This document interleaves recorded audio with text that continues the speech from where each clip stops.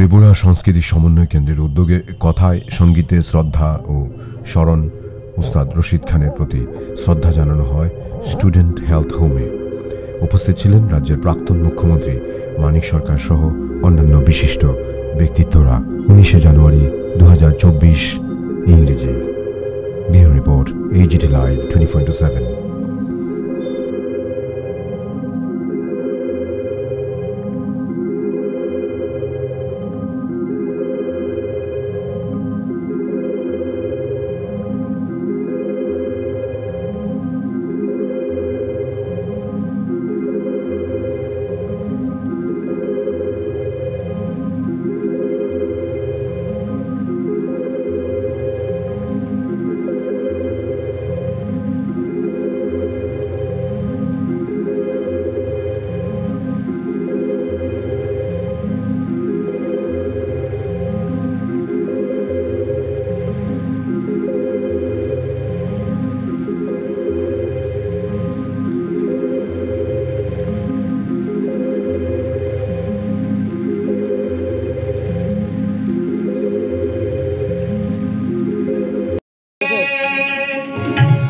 ये दुख सहारा जाए,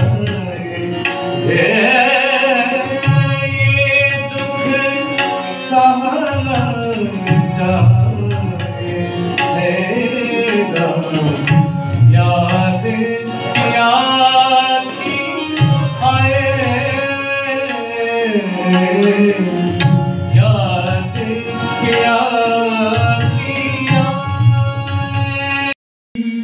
ভুলেছে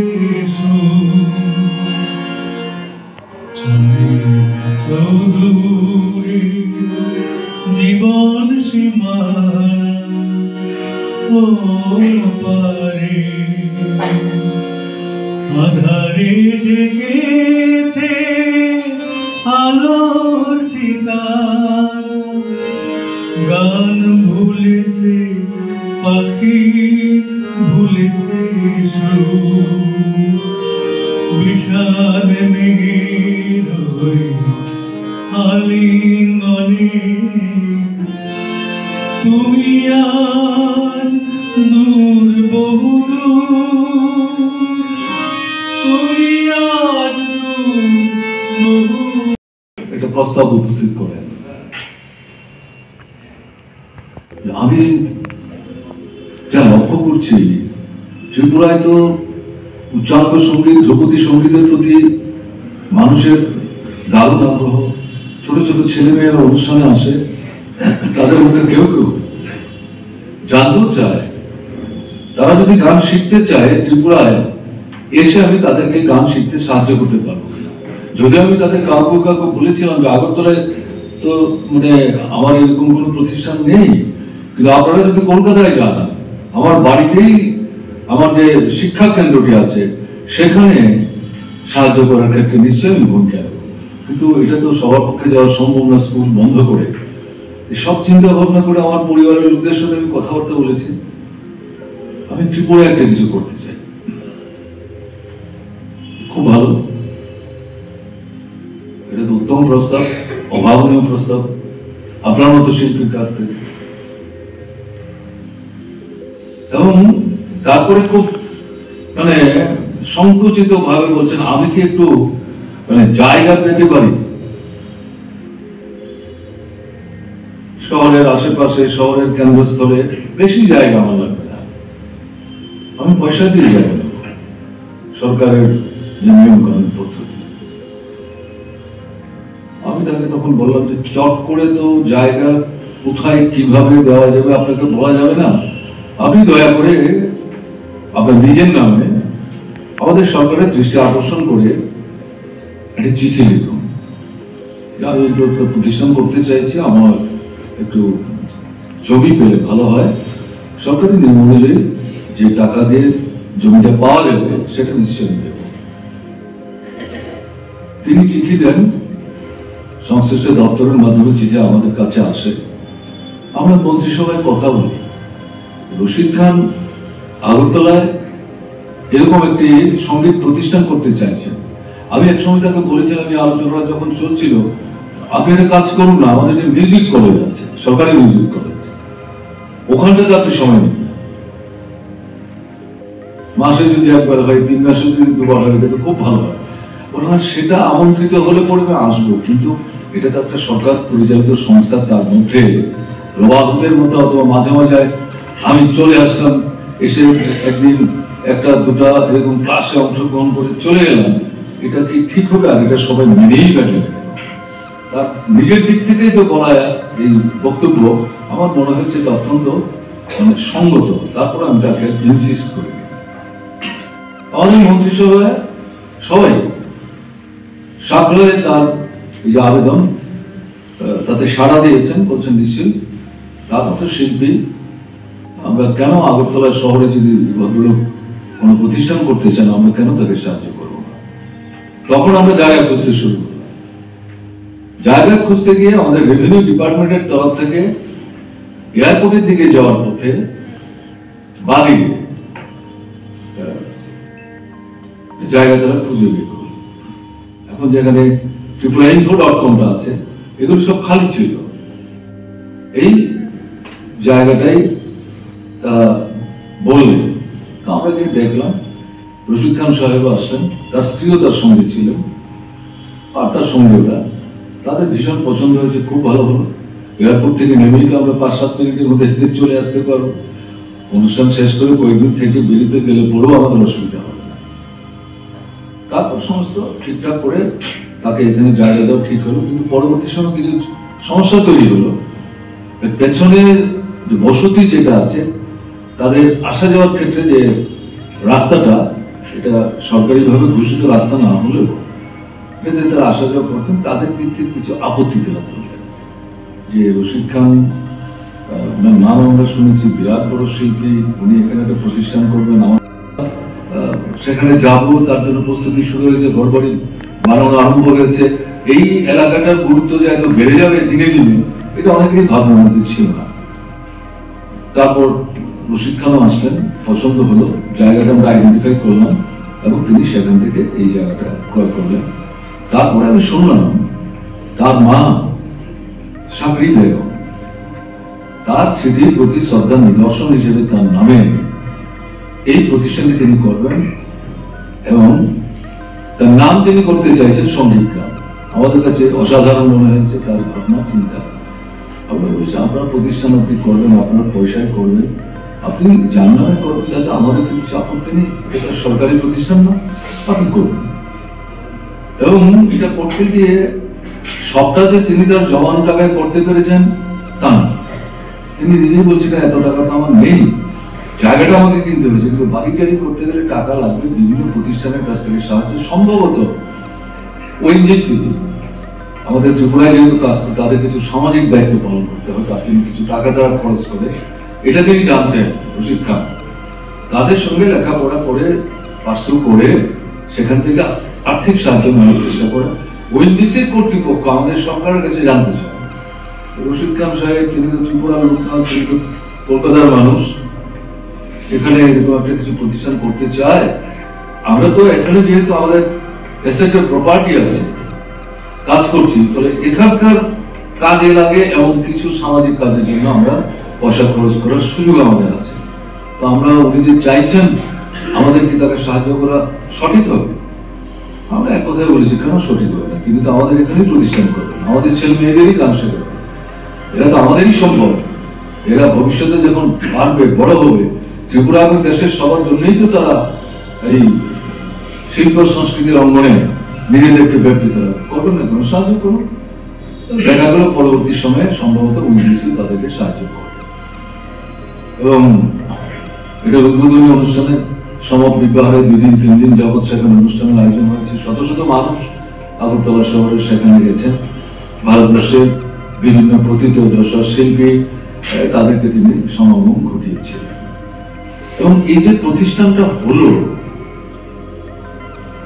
আমার নিজের যেটা মনে হয় যে ত্রিপুরা আস্তে আস্তে ত্রিপুরার প্রতি তার একটা ভালোবাসা জন্মেছে এবং তার ভিত্তিটা হচ্ছে ত্রিপুরার মানুষের এই যে সংস্কৃতির প্রতি তাদের যে আকর্ষণ, ভালোবাসা, এবং বিশেষ করে ধ্রুপদী সঙ্গীত, তার যে অনুষ্ঠানগুলি হতো এগুলো তো হল ভর্তি হতো। শেষ অব্দি, যতক্ষণ রশিদ খান শেষ না করছেন। এই সবগুলো দেখার মধ্যে দিয়ে তার ধারণার মধ্যে এটা স্পষ্ট হয়ে গেছিল যে ত্রিপুরার মানুষ তাকে ভালোবাসে এবং তারও ত্রিপুরার প্রতি একটা মানে প্রগাঢ় মানে আত্মিক ভালোবাসা সেখানে সৃষ্টি হয়।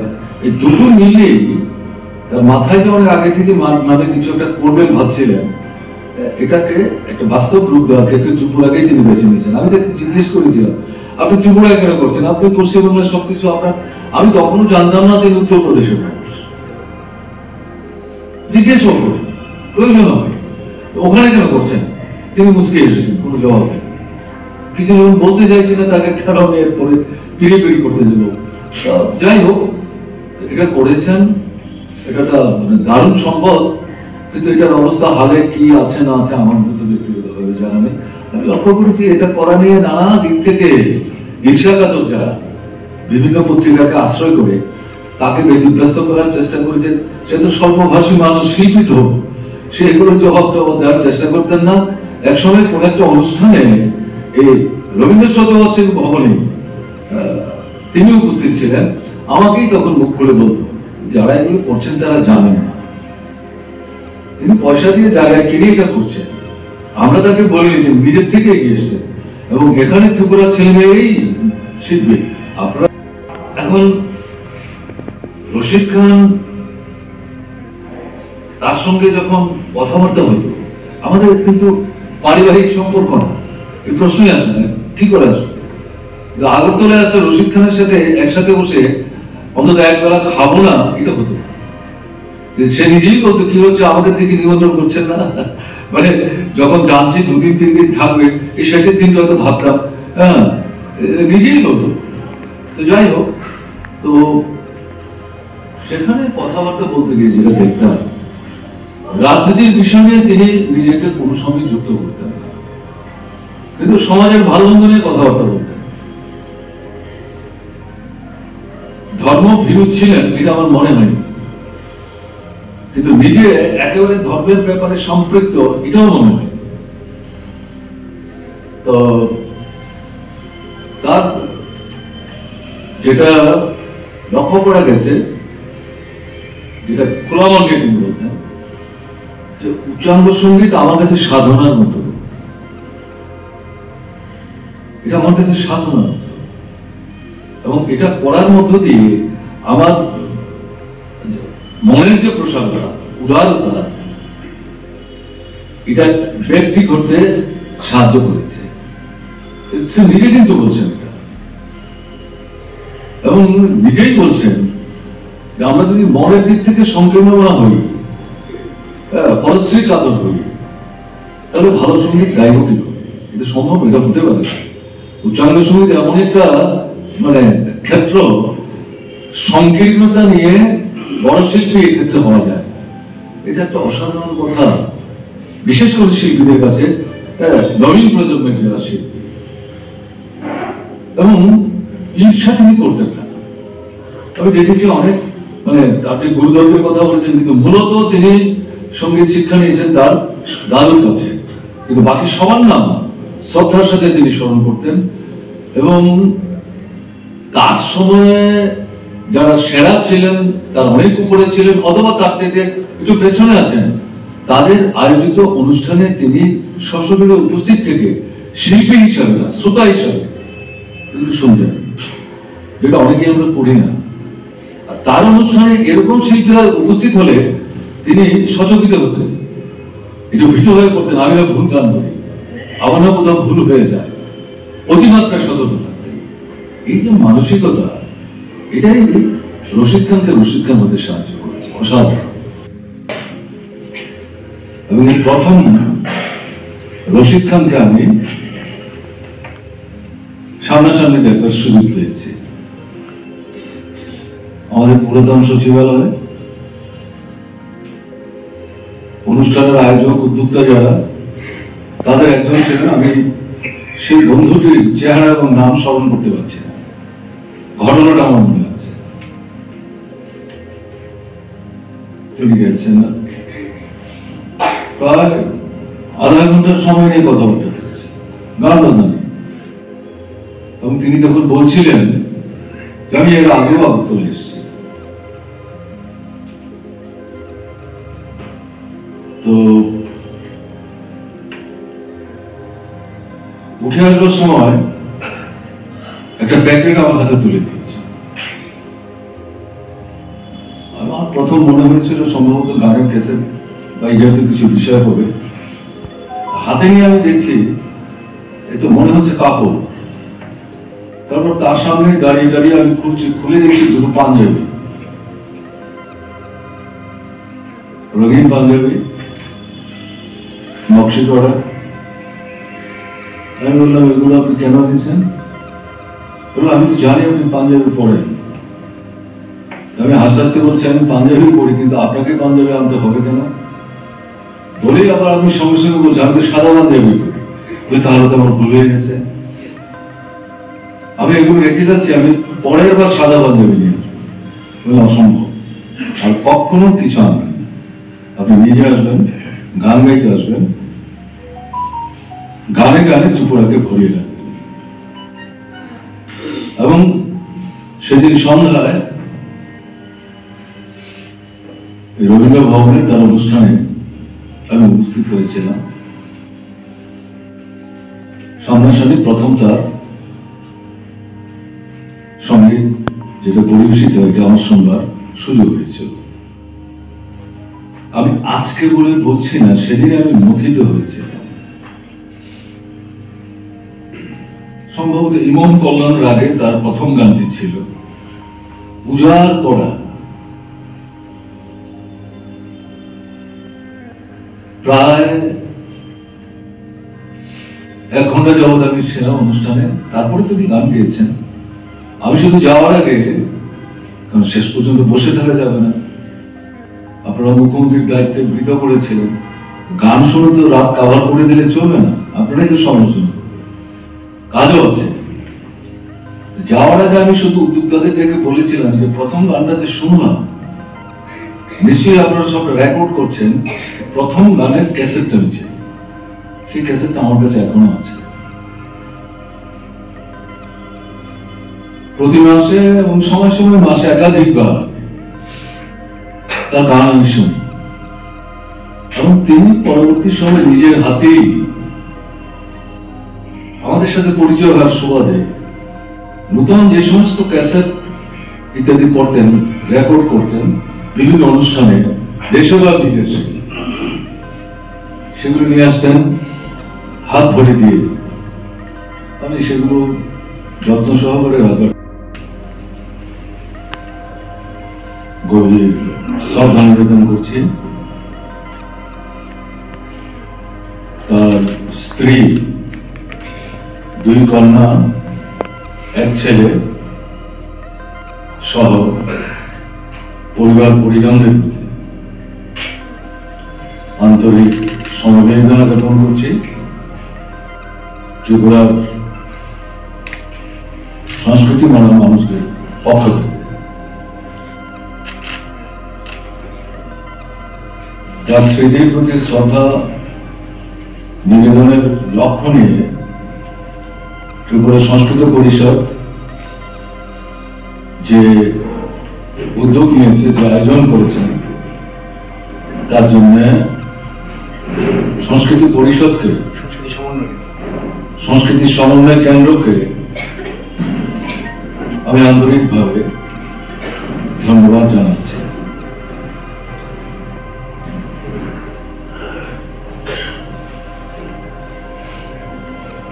ত্রিপুরার সাথে রশিদ খান সাহেবের